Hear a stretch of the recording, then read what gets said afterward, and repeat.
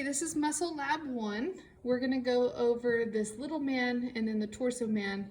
So I'm going to go over the muscles. The muscles of facial expression, the word orbicularis means that it's circular. So this is the Orbicularis Oculi. The muscle around the lips is the Orbicularis oris. The muscle that goes from the corner of the lips to the zygomatic is the zygomaticus major and minor. The muscle that is on the side by the mandible, by the ramus, it goes up and down, is called the masseter. The muscle that is over the frontal bone is called the frontalis. And the muscle that is over the temporal bone right here is called the temporalis. Now, when we talk about the origin and the insertion always is going to move.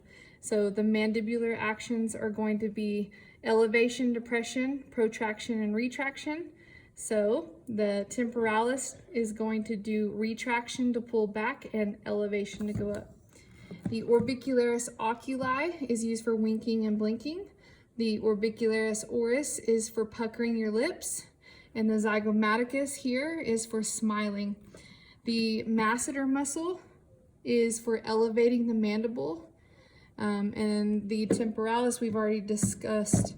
One structure to note on the top, this gray connective tissue is called the Epicranial Aponeurosis. So that is the head.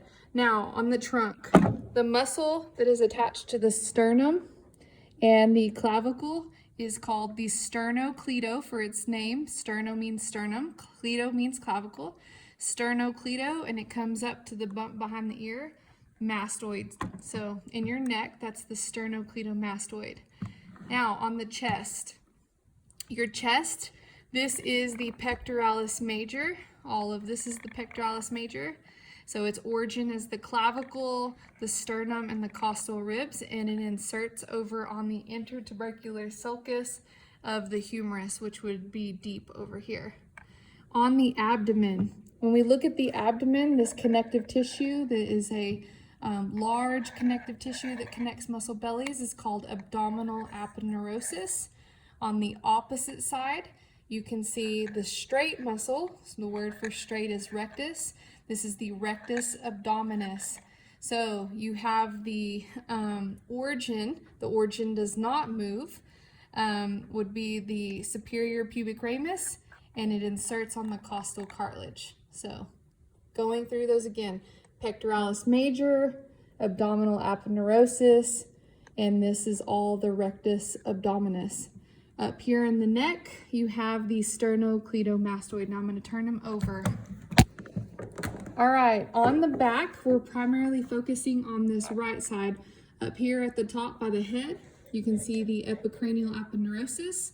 Now, this is where your external occipital protuberance would be, which is the part of the origin for the trapezius. So this trapezius travels all the way from the external occipital protuberance down the thoracic or cervical and thoracic vertebrae. That's all its origin. And it comes up and it attaches to the acromion and the spine of the scapula and then anteriorly on the clavicle. So that's all of your trapezius. Okay, on the back, you also have your latissimus dorsi. This is going to originate in the thoracic and lumbar vertebrae all the way down. And then it comes up and it inserts on the front on the intertubercular sulcus. So that's your latissimus dorsi, this muscle here. This is the thoracolumbar aponeurosis. And then your muscle here is called the Gluteus Maximus, which is going to originate on the iliac crest, which you can see, the sacrum and the coccyx, and it comes down and it inserts on the gluteal tuberosity of the femur, and that's your Gluteus Maximus. All right, those are the muscles of the trunk.